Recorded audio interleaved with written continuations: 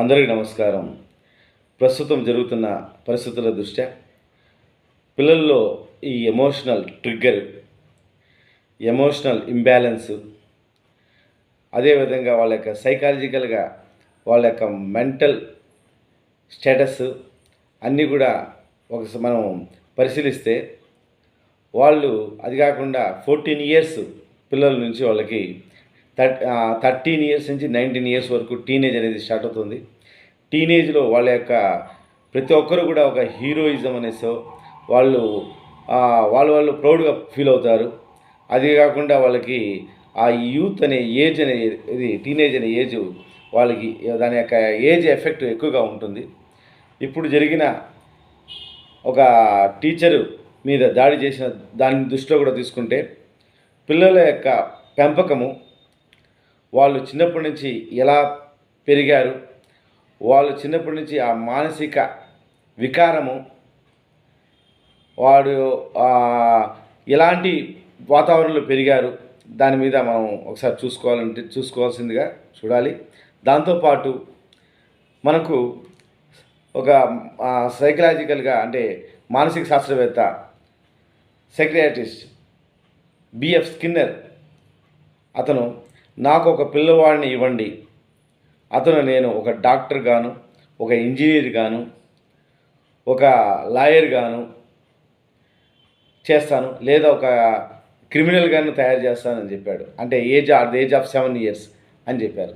అంటే ఇక్కడ BF Skinner give me your child, I will shape him అనేసి చెప్పారు.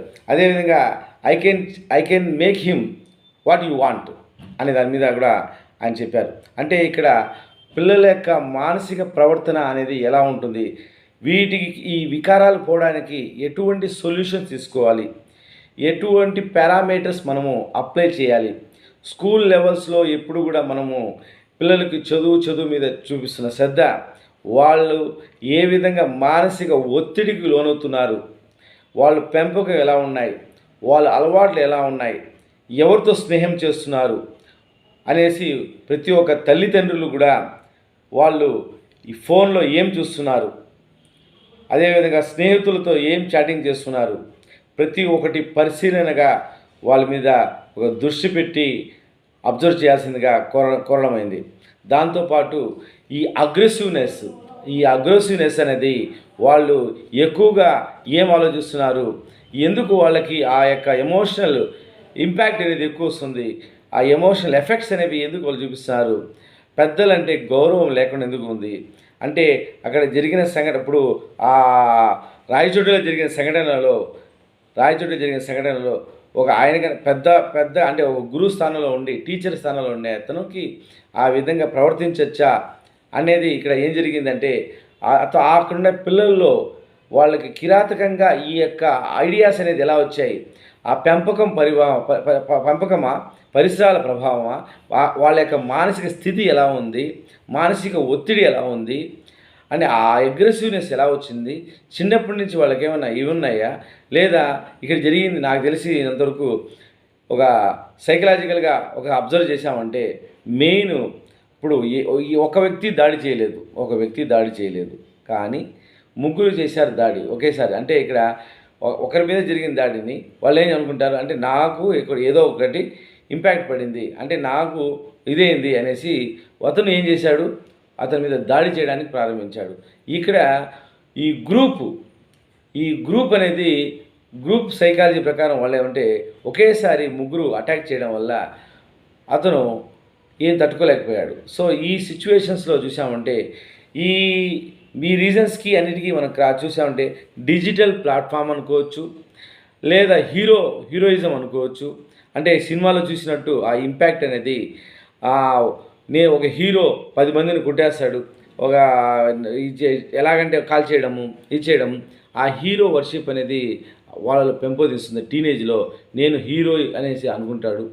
సో ఈ సిచ్యువేషన్స్లో దీనికి మెయిన్ సొల్యూషన్ ఏంటి అంటే ప్రతి స్కూల్లో కూడా మనం చేయాల్సింది ఎమోషనల్గా వాళ్ళకి ఏదైనా ఉన్నప్పుడు వాళ్ళకి ట్రీట్ చేయాల్సింది మనము ఎక్కువగా ఒత్తిడి తెచ్చడం, ఓవర్ డిసిప్లిన్ ప్రేరేపించడం లాంటివి కాకుండా కౌన్సిలింగ్ ఇవ్వాల్సి వస్తుందిగా పిల్లలకి కౌన్సిలింగ్ ఇవ్వాలి, ఖచ్చితంగా కౌన్సిలింగ్ ఇవ్వాలి. వాళ్ళకి మైండ్ అనేది వెల్నెస్లో చేసుకోవాలి, మెంటల్ వెల్నెస్ ప్రోగ్రామ్ అనేది చేసుకోవాలి. అదేవిధంగా వాళ్ళకి ఏం జరుగుతుంది, మైండ్ సెట్ ఎలా ఉంది అనేసి ఆలోచించాల్సిందిగా చూడాల్సింది. అదేవిధంగా పిల్లల్లో ఆ యొక్క ప్రవర్తనను ప్రతిసారి మనం అబ్జర్వ్ చేసుకొని ఆ ప్రవర్తన రాకుండా చేయడానికి మనం చూడాలి. అదేవిధంగా వాళ్ళకి ఇప్పుడు ఫర్ ఎగ్జాంపుల్ ఏదైనా ఇప్పుడు చదువుతో పాటు పిల్లలకి ఇప్పుడు చదువుతున్నారు, చదువుతో పాటు సామాజిక స్పృహ అంటే సోషల్ అవేర్నెస్ ఉండాలి, పెద్దలంటే గౌరవం ఉండాలి. అంటే ఇంట్లో కూడా పెద్దలకి ఇంకా ఎలా ప్రవర్తించాలి, వచ్చినప్పుడు వాళ్ళ నమస్కారం ఎలా చేయాలి, లేదంటే ఒక రోడ్డు దాటేటప్పుడు ఒక పెద్దవాళ్ళని రోడ్డు దాటించడం, లేదంటే చదువుతో పాటు ఏదైనా స్కూల్లో కానీ ఎక్కడైనా సొసైటీలో కానీ ఏం జరుగుతుందనేది అబ్జర్వ్ చేసుకోవాలి. వాళ్ళకి ఈ నేరం అంటే అంటే ఇక్కడ క్రైమ్స్ మీద ఒక అవగాహన చేయాలి. ఇలాంటివి చేస్తే ఒక వ్యక్తి ఒక క్లాస్లో ఒకరిని ఒకరు కొట్టుకోకుండా చేయకుండా ఆ యొక్క మెంటల్ అంటే ఆ యొక్క ప్రవర్తన రాకుండా వాళ్ళకి అవేర్నెస్ కల్పించాలి.